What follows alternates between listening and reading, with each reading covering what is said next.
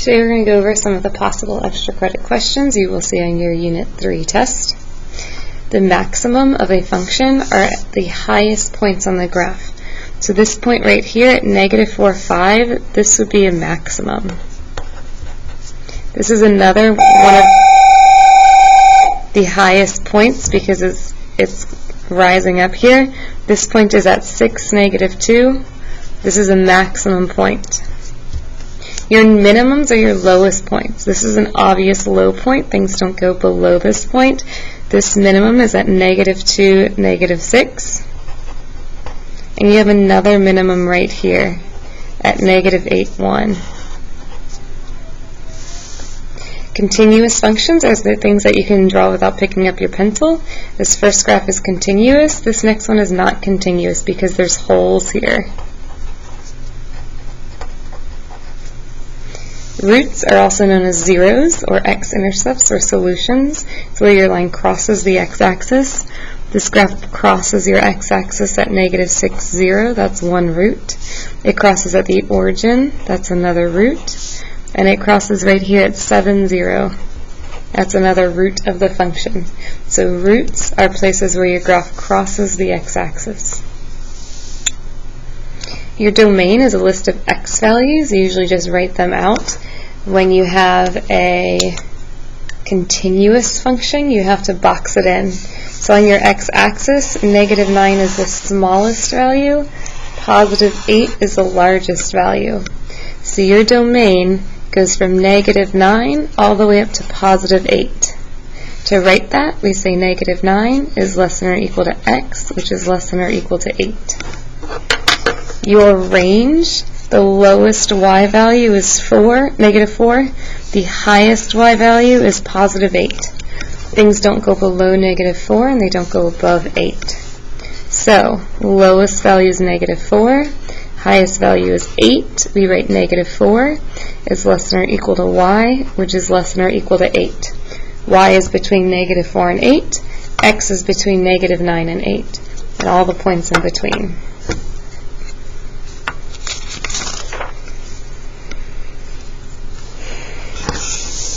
You guys can practice these on function characteristics, what we just went over. Your slope is y2 minus y1 over x2 minus x1. x1 and y1 is a point. x2 and y2 is a different point on that line.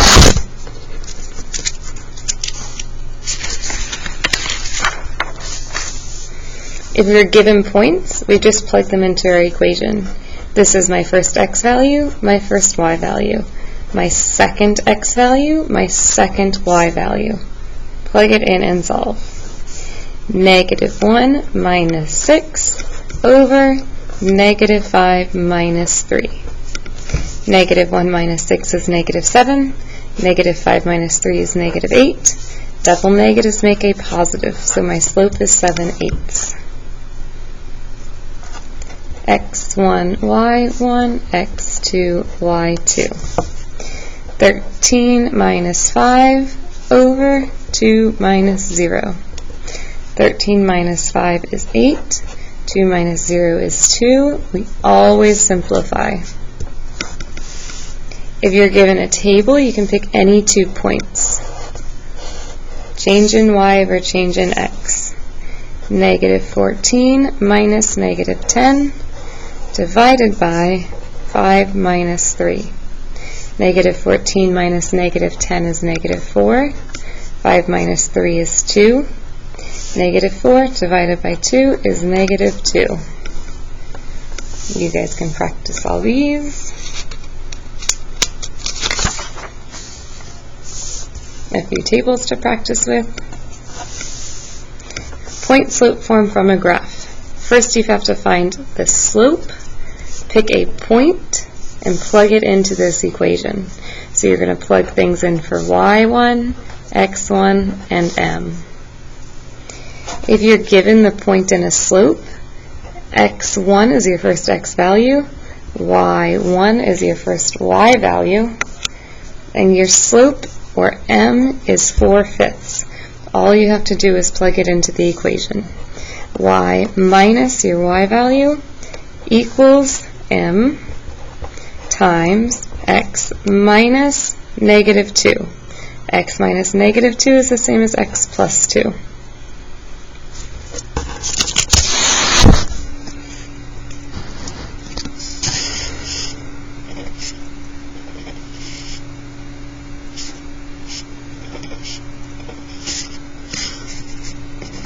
If we have this equation, I just drew that to make up a problem. First we pick a point on the line. This point is at 2, 6. You can pick any point that you want. Your slope here, rise over run, is up 2 over 3. Your slope is 2/3. Since this is the point I picked, my equation is going to be y minus my y value equals m times x minus the x value in the point that I picked. You can try this one, there'll be an equation test. And there'll be 2 more graphs on this one. Point slope to slope intercept form, you have to remove the fraction with distributive property and then solve for y. So, distribute 2/3. Y minus 6 equals 2/3 x plus 8. Add 6 to both sides. Y equals 2/3 x plus 14. And this is slope-intercept form. Y equals mx plus b. Our slope is 2/3. Our y-intercept is 14.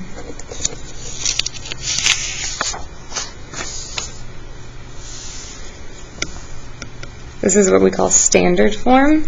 It has coefficients a, b, and c. A, b, and c all are integers, and a has to be positive. If I wanted to write this in slope-intercept form, I have to solve for y. To solve for y, we have to get rid of the 3x term. That's negative 4y equals negative 3x plus 12. Divide both sides by negative 4. Y equals negative 3 divided by negative 4 is 3/4. X, 12 divided by negative 4 is negative 3.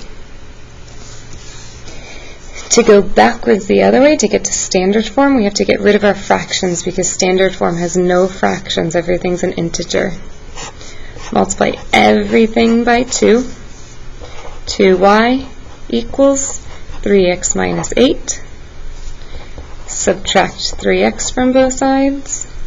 Negative 3x plus 2y equals negative 8. We put the x term in front because x comes in the front for standard form. The coefficient of x has to be positive.